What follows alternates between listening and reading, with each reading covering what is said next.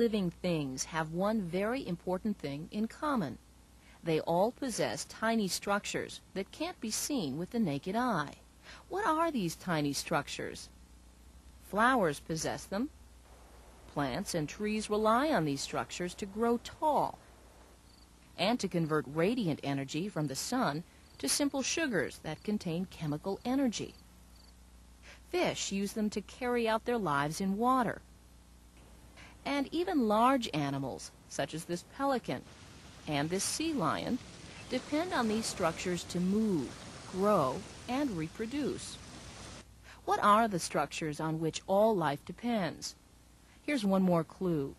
They often are called the building blocks of life. These structures are called cells.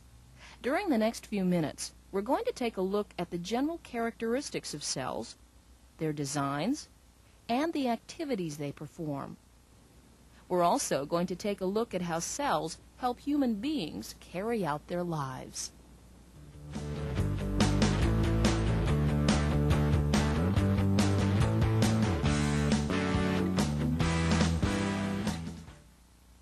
Exactly what are cells, and how important are they? As we've stated, all life depends on cells. The human body contains not only millions of cells, but hundreds of different kinds of cells as well. Most cells are too small to be seen with the naked eye. For example, this small drop of water contains dozens of single-celled organisms not visible to the naked eye. Using a tool called a microscope, however, these invisible cells become visible. The first microscopes, which contained just a single lens, were similar to a magnifying glass. But in 1590, a man who made reading glasses decided to put two lenses together in a tube and made the first compound microscope. Today, compound light microscopes are widely used. These microscopes let light pass through an object on a glass slide and then through two or more lenses. Convex lenses enlarge the image and bend the light toward the eye. The most common compound light microscopes magnify objects up to 430 or 1,000 times their original size, while those with more powerful lenses have even greater magnification power. Objects that are too small to be seen with a compound light microscope can only be viewed with an electron microscope, which has the ability to magnify images up to 1,000,000 times their original size. Rather than using lenses to bend light, electron microscopes use magnetic fields to bend beams of electrons.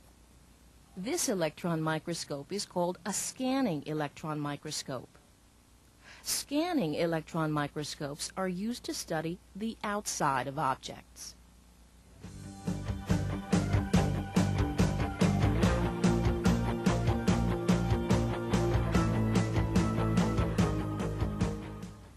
Early scientists did not have the high-powered microscopes we use today. Instead, they utilized simple microscopes, such as this one, to explore the microscopic world. One such scientist was the English biologist Robert Hooke. You decide. What's the object Hooke saw under his microscope?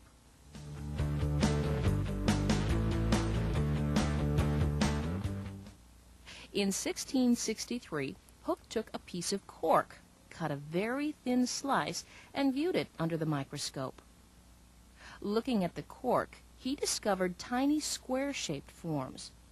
He called these structures cells. What Hooke was seeing was not living cells, but the remaining cell walls of dead plant cells. Around the same time, a Dutch scientist named Anton van Leeuwenhoek was also using a simple microscope to look at living microscopic organisms.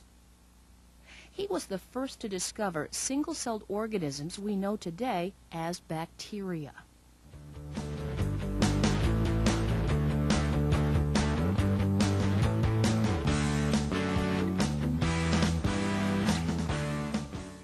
In 1838, a German botanist, Matthias Schleiden, used the microscope to study parts of plants.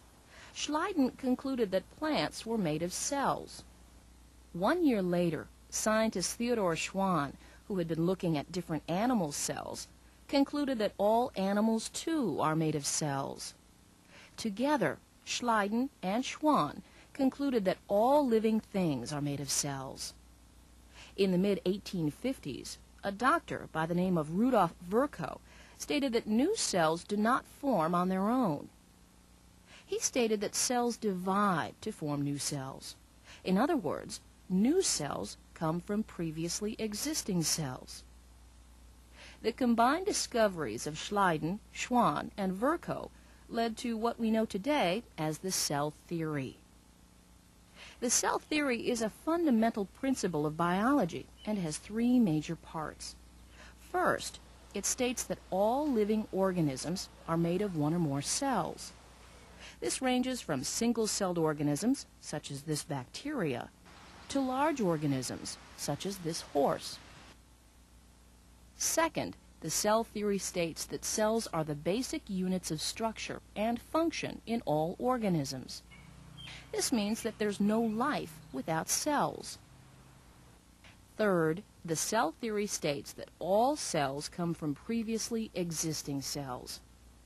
As previously stated, new cells do not just magically appear, but come from other cells when they divide. These 3 main concepts make up the cell theory.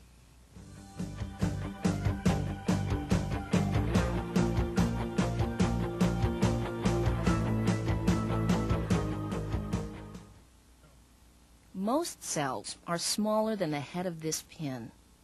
But believe it or not, cells are made up of even smaller parts called organelles. Organelles are the structures within cells that break down food, move water, and store nutrients.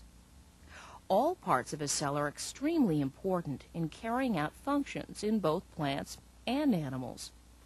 While both plant and animal cells contain many similar cell structures, there are some distinct differences between plant and animal cells. One difference between plant and animal cells is the structure that surrounds the cell. Plant cells are surrounded by a relatively rigid cell wall. The cell wall is made of cellulose, a strong and tough material. Cell walls enable trees to stand straight and tall. You decide. Do animals possess a cell wall?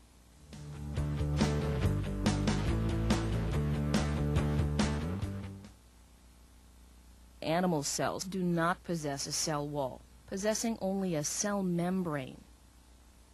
Plants also possess a cell membrane, but it lies inside the cell wall.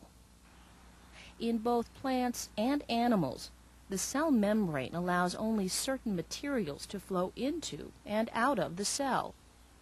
For example, food and oxygen move through the cell membrane into the animal cell, while waste products go through the membrane to exit the cell. Another difference between plant and animal cells is that plants possess structures called chloroplasts. Chloroplasts are organelles that convert light energy into chemical energy that the cell uses to carry out its activities.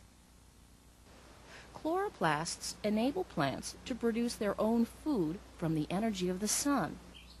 Animal cells don't have chloroplasts. Therefore, animals need to obtain their energy by eating food made by other living things, such as fruits, vegetables, and meats. Let's now take a look at some of the other structures found in cells.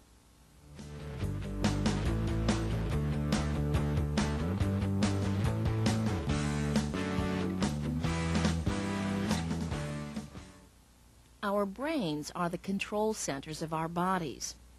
The brain guides us through all the activities we take part in during the course of a day. Cells, too, have a control center called the nucleus. The nucleus acts as the cell's brain or control center, regulating all cellular activities. The nuclear membrane surrounds and protects the nucleus. Like the cell membrane, the nuclear membrane allows only certain materials to pass in and out of the nucleus. Also located in the nucleus is a small, dark, round structure called the nucleolus. The nucleolus is where RNA is built and ribosome pieces are created.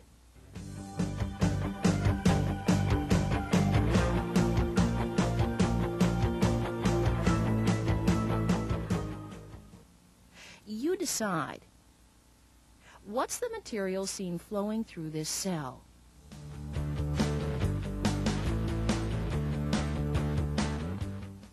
If you said water, then you're close.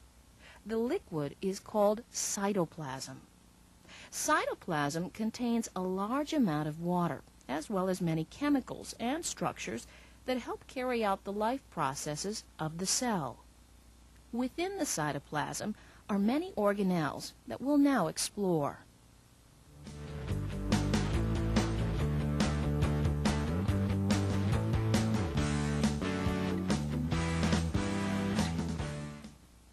This network of roads used to transport cars and trucks is like a cell organelle called the endoplasmic reticulum.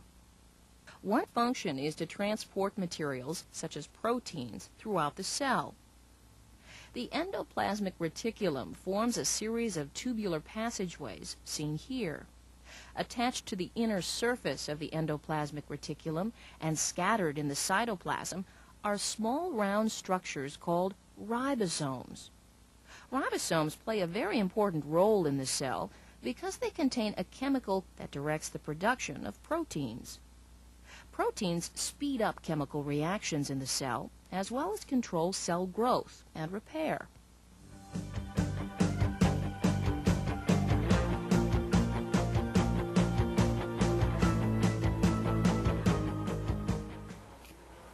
This loading dock contains material that's been packaged and will soon be transported to other locations. Golgi bodies, or the Golgi apparatus, are stacks of membranes, covered sacs that package and move particles to the outside of the cell. The Golgi apparatus can be thought of as the cell's conveyor belt, transporting materials. This electrical generating plant provides energy for thousands of people. Similarly, structures called mitochondria are the powerhouses of the cell. These rod-shaped structures seen here supply most of the energy for the cell. They break down food to produce large amounts of energy. Muscle cells, which expend large amounts of energy, also contain many mitochondria.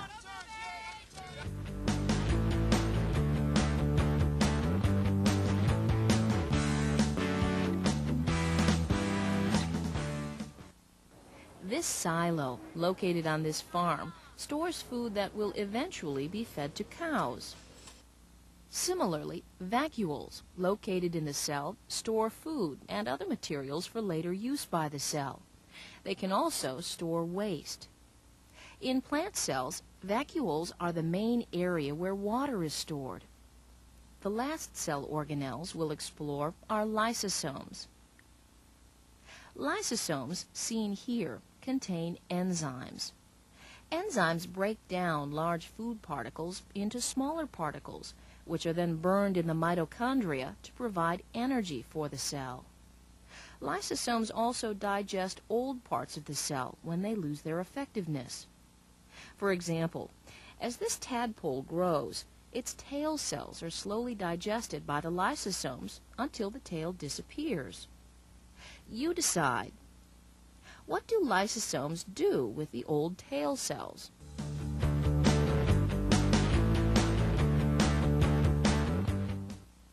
This material is reused to make new body parts to become an adult frog.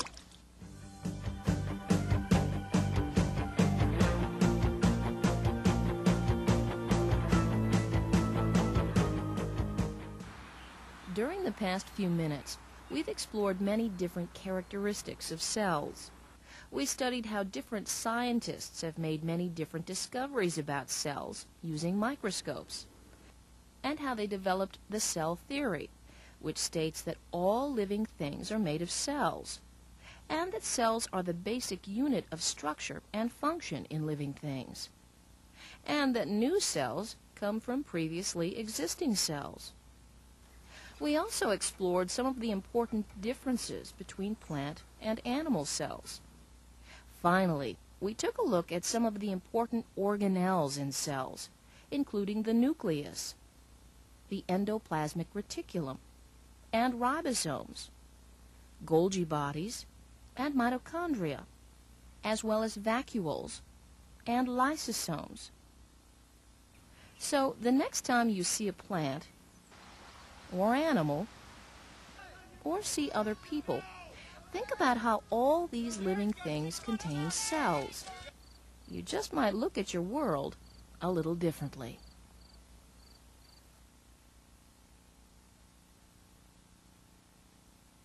Fill in the correct word when you hear this tone.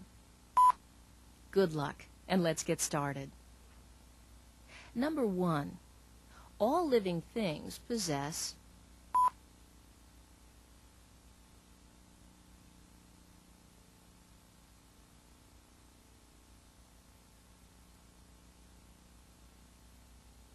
Number 2. Robert Hooke discovered cells while looking at a piece of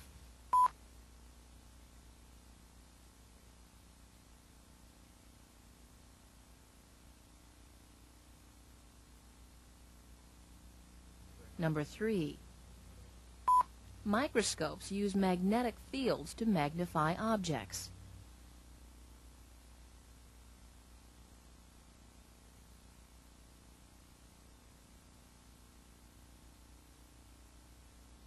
Number 4.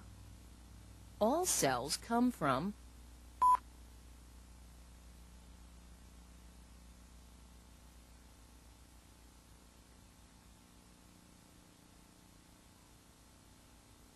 Number 5. Are structures within cells that have specific roles.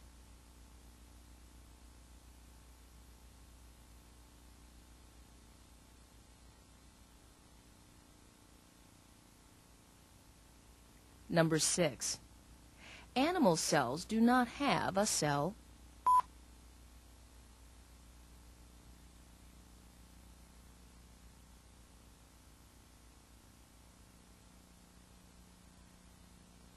Number 7. Are found in plants and change light energy into chemical energy.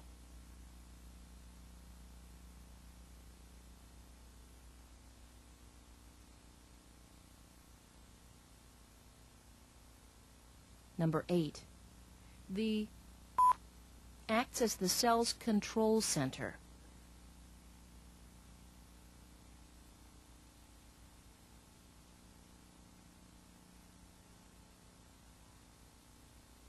Number 9. Is the fluid that fills the cell.